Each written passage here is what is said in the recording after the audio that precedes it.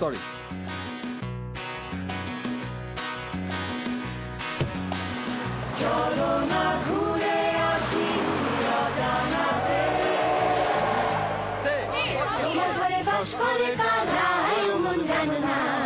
তোমার ঘরে বসত করে কল্পনা। এবার ন দিয়ে নীলাঞ্জনা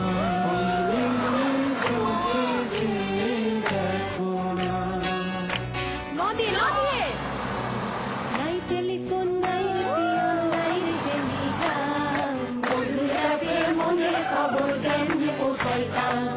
ন দিয়ে শুধু সে তো মুখ খুলেনি, শুধু সুর তুলেছে। এদিকে কি হয়? কি হবে? এই পথ যদি না শেষ হয়, তবে কেমন হতো তুমি। সোহাগ ক্লাসিক, এই পথ চলতেই আনন্দ।